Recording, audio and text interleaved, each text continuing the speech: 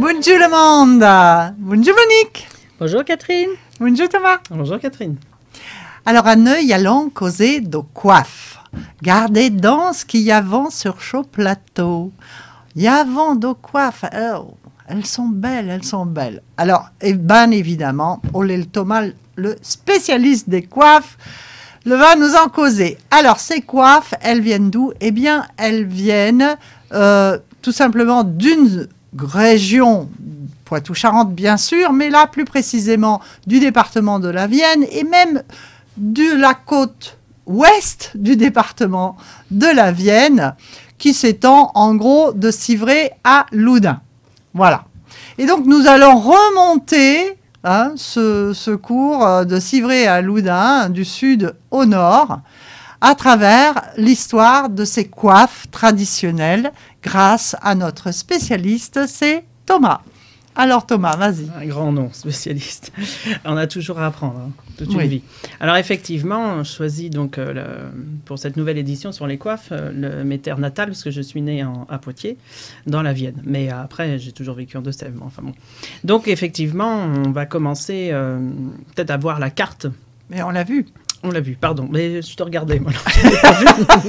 Donc, mais c'est pas grave. Donc, effectivement, on va commencer par une coiffe qui a couvert tout le sud-ouest, en fait, le Civray, Couévérac, Jancet, tout ce coin-là, qu'on appelle le Caillon. Ah, voilà. Parce qu'il ne faut pas oublier que donc chaque coiffe, les coiffes ont des valeurs ethnographiques. C'est-à-dire que c'est un marquage de territoire. Une coiffe, vraiment, pendant tout le 19e, on va dire, et première moitié du 20e, tant qu'elle se porte en tout cas, c'est un marquage de territoire, c'est-à-dire que, par exemple, au marché, les femmes qui portent la même coiffe, eh bien, elles parlent la même langue, avec les mêmes intonations. Elles transmettent les mêmes coutumes, les mêmes superstitions, parfois les mêmes remèdes, etc.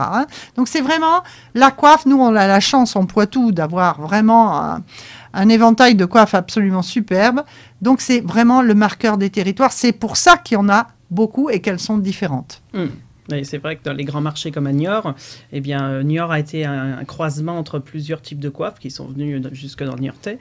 Et on savait effectivement, les jeunes filles, telle ou telle jeune fille, selon ce qu'elle portait, on savait d'où elle venait, de quel coin, en tout cas à peu près quel village, parce qu'il y a des coiffes qui ont été portées dans plusieurs villages. Après, il y a des petites différences, mais il faut le savoir. Et puis après, c'est pareil, on le savait au ruban et aux broderies, si elles étaient plus ou moins riches. Voilà. Et au nœud. Et au nœud aussi. Alors, on va parler du caillon. Le Caillon de Civray et Coué, qui s'est étendu jusqu'en allant sur Chauvigny, Jancet. Donc, il y a eu un ancien modèle qu'on va voir en photo. Le caillon. Parce que le caillon a été d'abord porté sur un matelassage. Voilà. Oui, ça c'est la cornette. La cornette des ronds, qu'on verra tout à l'heure parce que c'est une coiffe très, très ancienne. Bah oui. Donc, 18e à peu près, il y en avait déjà au 18e, qui était un peu la base pour toutes les régions de France. Alors, on l'appelle la cornette parce qu'elle est faite avec une très longue barbe de mousseline qu'on appelle la cornette. Et donc, il va être vers Héron, à l'ouest de Poitiers, Vouillers-la-Bataille, qu'on appelait Vouillers-la-Bataille. Et voilà, qui est le départ de toutes les coiffes qu'on trouvera dans la Vienne. Il y avait à peu près le même modèle à Niort aussi. Mm-hmm.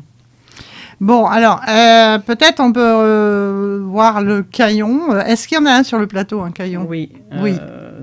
C'est la coiffe qui est à gauche, voilà. vers Monique. Voilà. Donc, c'est le caillon de dernière génération, celle-ci, qui a été très appréciée par les jeunes filles alors que la mode du chapeau des villes arrivait. Et celle-ci était très élégante par ses très longs rubans. C'est une caractéristique chez nos coiffes de l'ouest de la France parce qu'en fait, la région du Poitou-Charentes est quasiment la seule en France à avoir des nœuds aussi volumineux.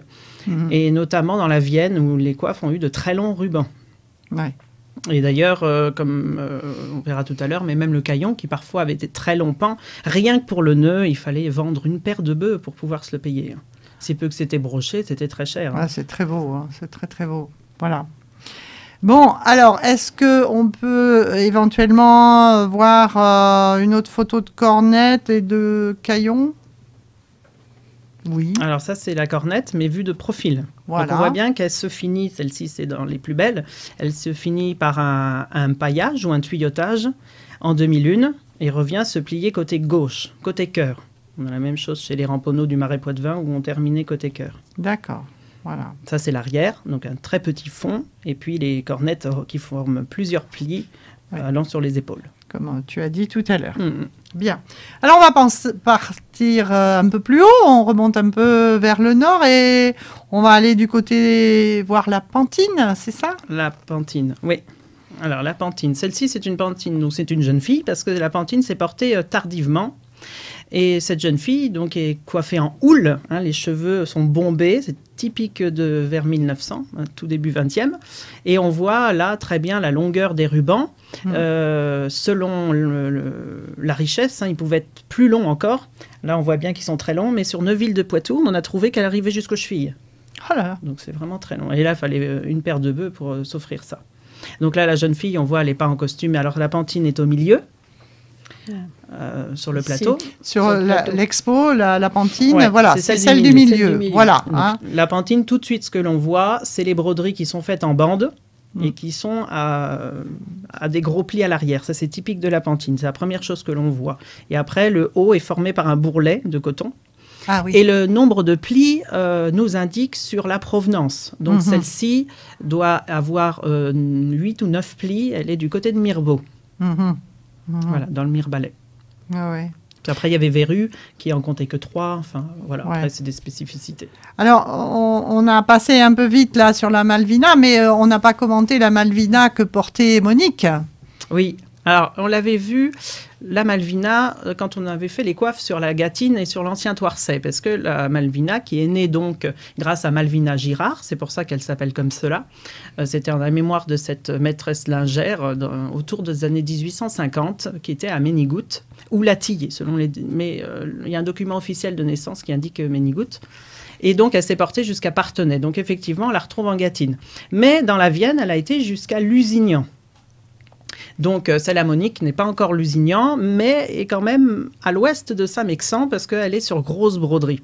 Après, sur le plateau, c'est la dernière du plateau qui est sur la droite, la plus près de toi, voilà qui a un très gros motif et l'arête du cassé en haut, en fait, est plus large. Donc là, on se rapproche vraiment de la Vienne parce qu'elles étaient plus lourdes, on va dire. Et la caractéristique, c'est que Monique, qui porte plus vers Saint-Mexan, a des aigrettes ou des ailes, qu'on peut appeler ça. Hein, c'est le paillage qui se retourne sur le milieu. Ouais, c'est très joli. Qu'il n'y a pas, en fait, sur les Malvinas de Lusignan, puisqu'elles étaient posées à plat. La dentelle, en fait, qui se tourne, les ailes n'étaient pas paillées. Voilà. Donc ça alourdit un peu plus. Et puis moi, j'en ai amené une carcasse, alors, qui est reconstituée, elle est sur satin bleu-vert, comme on trouvait. Hein, on rappelle toujours le bleu est symbolique de virginité dans le Poitou. Et donc, celle-ci, c'est une carcasse en carton qui est surmontée d'un fil de fer dans un papier bleu avant de recouvrir. Celle-ci, je l'ai faite, elle a exactement les dimensions de celle de Lusignan. Donc, on est dans les Malvinas les plus larges. Hein. Donc, on voit déjà que c'est un support plus lourd. Et j'ai un fond, pour voir ce que ça donne, un motif central qui est assez ancien, parce que 1850, c'est quand même assez vieux. En la positionnant vite fait, pour que vous vous rendez compte du beau motif central. Oh oui, c'est très joli, effectivement. Donc, elles sont un peu moins fines que celles que porte Monique, mais elles ont le mérite d'avoir existé. Donc ça allait jusqu'à Lusignan. Ça a été la dernière limite de la Malvina. Très bien. Donc, voilà, bon. Eh bien, on va remonter un petit peu plus vers le nord. Et puis, on va arriver à l'Encloître. Oui, au-dessus Poitiers, parce que Poitiers, ça a été le pays de la Pantine. Et l'Encloître, qui est au-dessus encore, qui est donc en gros entre Poitiers et Châtellerault, c'est des coiffes un peu plus spécifiques qu'on appelle la dormette. Va y avoir plusieurs communes qui ont... Il y a le Bichon aussi qui ressemble à ça. C'est des coiffes triangulaires.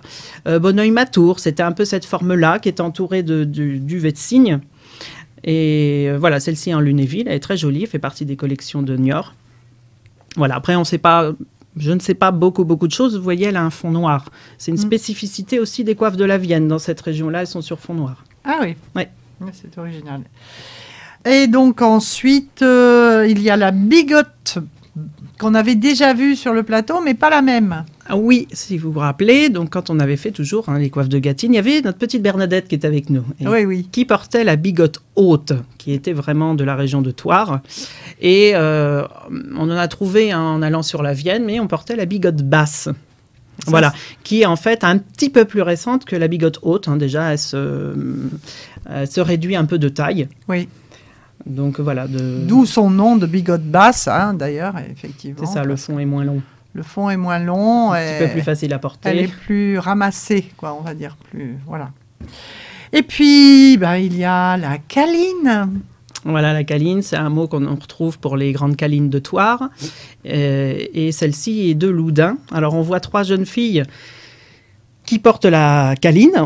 Le photographe a fait exprès de les mettre... alors, c'est une photo qui a été prise vers 1900, on le sait, grâce à la personne du milieu. Et ça, c'est toute une histoire, je vais vous la raconter. C'est une photo très spéciale, mais le photographe ne le savait pas en prenant la photo.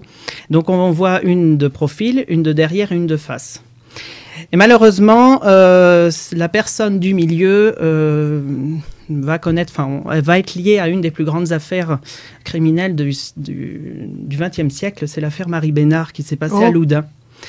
Et cette femme du milieu, en fait, était une cousine, Madame Lalleron, Pauline Bodino, née Lalleron en 1857, et qui était une cousine à Léon Bénard, donc le mari à Marie Bénard, et décédera d'une crise d'urémie, mais en fait, plus tard, fera partie des soi-disant victimes de Marie Bénard. Donc le photographe ne le savait pas, mais il a pris la photo sans se douter que plus tard...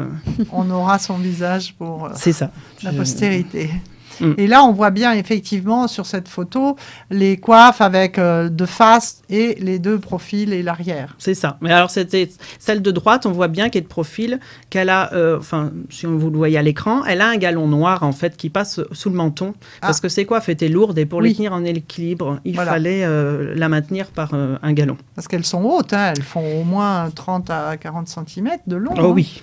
Facile, oui. Hein. Elles sont et donc, j'en ai amené, c'est des morceaux, bien sûr, mais donc avec un fond central. Mets-le sur ton pull, peut-être on voit mieux. Ah oui, on voit beaucoup mieux. Je vais faire le mannequin. Ouais. Et après, pour dire quand même la longueur, c'est la grande barbe, alors qui est très large. Ah ouais. Et qui est surtout très longue. Elle est en une seule fois. Parce que la barbe, tu dis, c'est tout simplement... c'est le grand dessus, en fait, qui est replié, qui va couvrir toute la coiffe. C'est pour ça qu'elle est très, très large. D'accord. Aussi. C'est ce qui sert à recouvrir la coiffe. C'est ça. D'accord. Donc, celle-ci a été collectée à Frontenay-sur-Dive, donc c'est tout, après tout Loudunais, Loudun.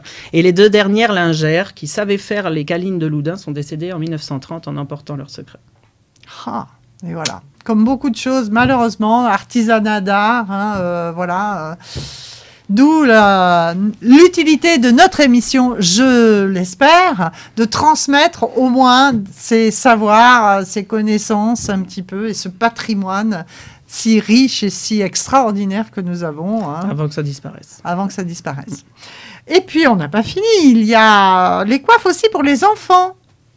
Oui.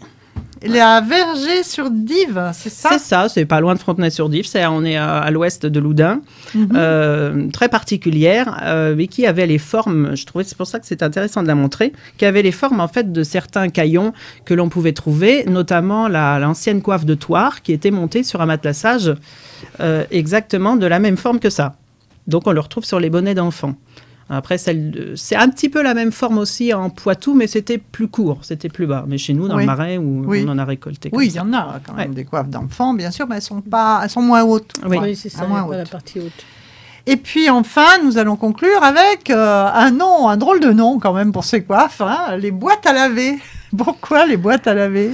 Ça reste un mystère. Je ne sais pas trop. Est-ce que c'est parce qu'elles étaient arrondies avec une sorte de bande qui était roulée sur le côté?